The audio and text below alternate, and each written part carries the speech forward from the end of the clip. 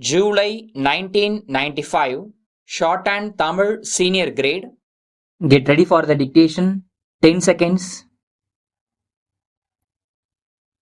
5 seconds. Start. தலைவர் அவர்களே, உணவு கொள்கை மீதான விவாதத்தில் கலந்து கொண்டு என் கருத்துக்களை தெரிவிக்க வாய்ப்பு கொடுத்தமைக்கு முதலில் என் நன்றியை தெரிவித்துக் கொள்ளுகிறேன். இந்த முக்கியமான பொருள் பற்றி பேசுவதற்கு உறுப்பினர்கள் அனைவருக்கும் அவர்கள் விரும்பும் அளவுக்கு நேரம் அளிக்கப்பட்டதை தெரிவித்துக் கொள்ள விரும்புகிறேன். நிதி அமைச்சர் அவர்கள் நேற்றைய தினம் இது பற்றி மிகச் சிறந்த முறையில் தன்னுடைய கருத்துக்களை தெரிவித்தார்கள். அவருக்கு என்னுடைய நன்றியை தெரிவித்துக் கொள்ள கடமைப்பட்டுள்ளேன். உணவு பிரச்சனை பற்றி பொதுமக்களிடையே பல்வேறு அபிப்பிராய பேதங்கள் ஏற்பட்டுள்ளதை நாம் அனைவரும் நன்கு அறிவோம். ஆனால் இவை தவறானவை என்பதை நிரூபிக்க அரசு எல்லாவிதமான நடவடிக்கைகளையும் மேற்கொண்டு வந்ததை நீங்கள் அனைவரும் அறிவீர்கள். உணவு கொள்கையில் ஏதோ பெரிய அளவில் மாற்றங்கள் செய்ய அரசு முடிவு செய்திருப்பதாக பல உறுப்பினர்கள் தெரிவித்தார்கள்.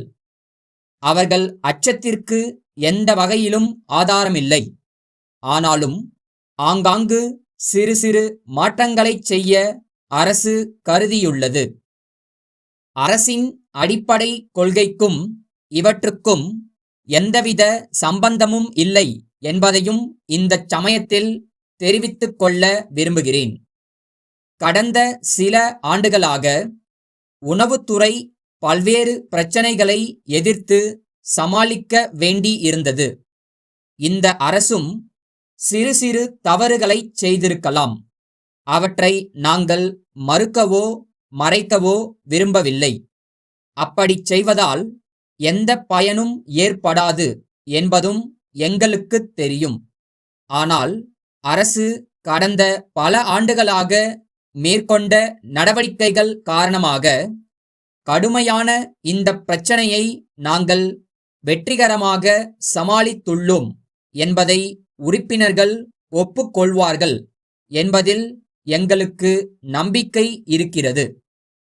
இந்த விவாதத்தில் கலந்து கொண்டு பேசிய உறுப்பினர்கள் தங்கள் தொகுதி முன்னேற்றம் பற்றியும் பேசினார்கள்.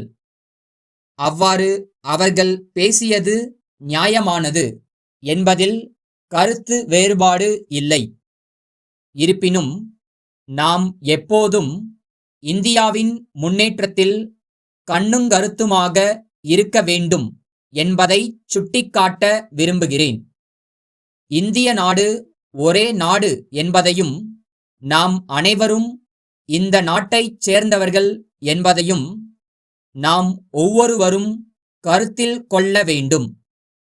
நிதி அமைச்சர் அவர்கள் பேசும்போது மற்றொரு முக்கியமான பொருள் பற்றியும் குறிப்பிட்டார்கள்.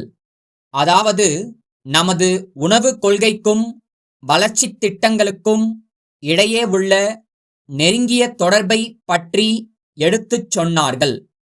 மக்களுக்கு தேவைப்படும் அத்தியாவசிய பொருட்களை நியாயமான விலையில் விநியோகம் செய்தால் மட்டும் போதாது. அவற்றின் தரமும் அளவும் நல்ல முறையில் இருக்கும்படி பார்த்து கொள்ள வேண்டியதும் அவசியமாகும். மேலும் பொது விநியோக முறையில் எந்தவிதமான முறைகேடுகளும் ஊழலும் நடைபெறாமல் பார்த்து கொள்வதிலும் சம்பந்தப்பட்ட அலுவலர்கள் விழிப்புடன் இருக்க வேண்டும் என்று தெரிவித்து என்னுடைய உரையை முடித்துக் கொள்கிறேன்.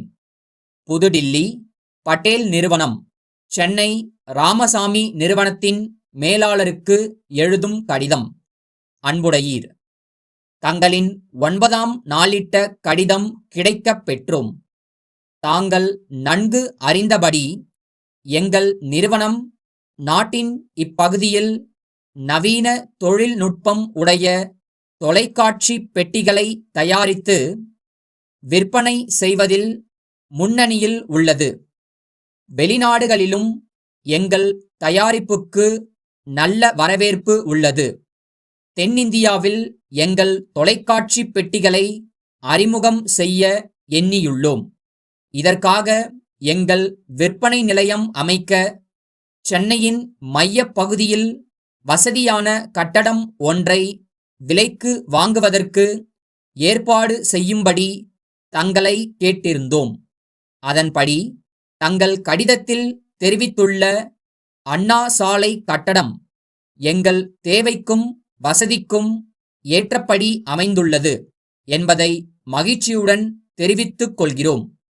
எங்கள் பொறியாளர் ஓரிரு தினங்களில் சென்னைக்கு வந்து தங்களை சந்தித்து கட்டடம் சம்பந்தமான ஆவணங்களை பரிசீலித்து விலையை நிர்ணயம் செய்வார்.